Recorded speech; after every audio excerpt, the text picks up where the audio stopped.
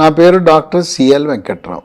రాత్రిపూట పడుకునే ముందు ఏమి చేస్తే గాఢ నిద్ర వస్తుంది అనేది ఆలోచిస్తే, పడుకునే ముందు భోజనం చేసిన తర్వాత ఒక గ్లాసుడు పాలు, ఆ పాలలో కొంచెం మిరియాల పొడి, పసుపు వేసుకుని ఒక పాలు తాగటం నిద్ర రావటానికి ఉపయోగపడుతుంది.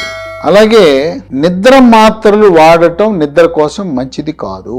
నిద్ర మాత్రలు నిద్ర కోసం వేసుకోవటం మొదలు పెడితే అలవాటైపోతుంది. చాలా మంది ఆల్ప్రాక్స్, రకరకాల టాబ్లెట్లు 0.5, 0.25 వాడుతూ ఉంటారు సంవత్సరాల కాలంగా. దానికి అలవాటైపోయి ఆ టాబ్లెట్లకు బానిస అయిపోయి ఆ టాబ్లెట్ వేసుకోకపోతే నిద్ర పట్టదు. గాఢమైన నిద్ర రావాలంటే మానసిక ప్రశాంతత.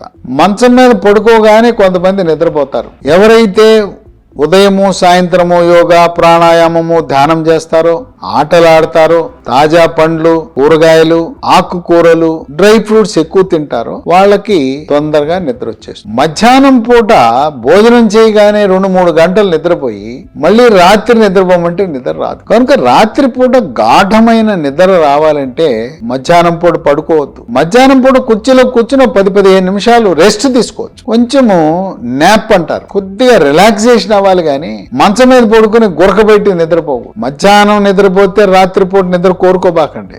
మీరు రాత్రిపూట బాగా నిద్రపోవాలంటే మధ్యాహ్నం మాని అలవాటు మార్చుకోండి. తర్వాత గాఢమైన నిద్ర రావాలంటే పెద్దవాళ్ళు రతి క్రీడలో పాల్గొనడం కూడా చాలా ముఖ్యం. ఉదయం ఆటలాడండి, సాయంత్రం ఆటలాడండి, మళ్ళీ రాత్రి కామ క్రీడ, రతి క్రీడలో పాల్గొనండి. ఈ రతి క్రీడలో పాల్గొన్నప్పుడు ఆ భావ ప్రాప్తి కలిగితే, భావప్రాప్తి దంపతులిద్దరికీ భావప్రాప్తి కలగాలి.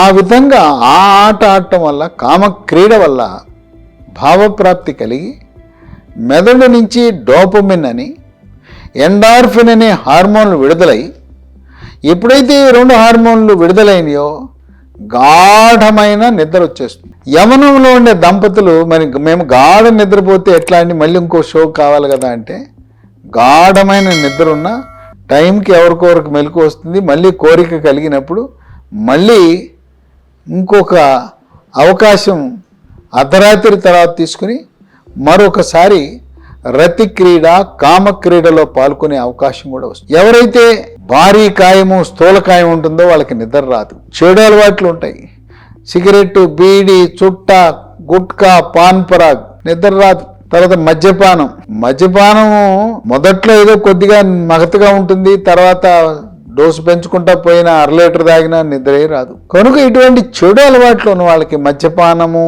ధూమపానం లాంటి అలవాట్లు ఉన్న వాళ్ళకి గాఢ నిద్ర రాదు. మానసిక సమస్యలు ఉంటాయి, కుటుంబ సమస్యలు ఉంటాయి, అప్పులు, భార్యాభర్తల మధ్య ఘర్షణ, ఆఫీస్కి వెళ్తే అక్కడ బాసు సతాయించటం, ఇవన్నీ ఉన్నప్పుడు లేదు రేపటికి హోంవర్క్ ఇంటికి తెచ్చుకుంటారు. పిల్లలు తెచ్చుకున్నట్టు హోంవర్క్ ఉద్యోగస్తులు ఆఫీసులో చేయాల్సిన పని ఇంటికి తెచ్చుకుని, ఓ పక్క తల్లిదండ్రి హోంవర్క్ చేస్తుంటే మరో పక్క పిల్లలు హోంవర్క్ చేస్తుంటారు, స్కూల్ హోంవర్క్. ఆ విధంగా ఆఫీసులో చేయవలసిన పనిని ఇంటికి తెచ్చుకుని నిరంతరం ఇంటికి వచ్చిన తర్వాత కూడా సెల్ ఫోన్లు మోగుతూ ఉంటాయి. సెల్ ఫోన్లు మోగుతా ఉంటే ఇంక నిద్ర ఎక్కడ పడుతుంది? మీకు నిద్ర పట్టదు. కనుక ఆఫీస్ పని ఆఫీసులో చేయండి, ఇంట్లో చేయాల్సిన పని ఇంట్లోనే చేయండి. ఆ విధంగా శారీరక శ్రమ, క్రీడలు, యోగా, ప్రాణాయామము, ధ్యానం, తర్వాత రాత్రిపూట ఉపవాసం చేయకుండా ఆహారం తీసుకుని పడుకునే ముందు పాలు తాగటం, తాజా కూరగాయలు, పండ్లు, ఆకుకూరలు, డ్రై ఫ్రూట్స్ అధికంగా వినియోగించటం, పెళ్ళైన ప్రతి వాళ్ళు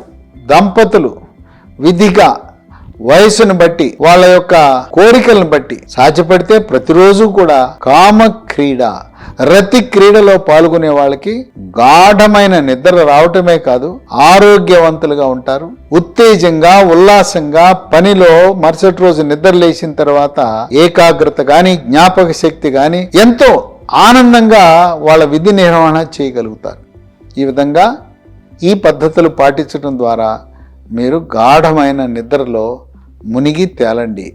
consultant reproductive medicine and fertility specialist here at 49 hospital, Secunderabad.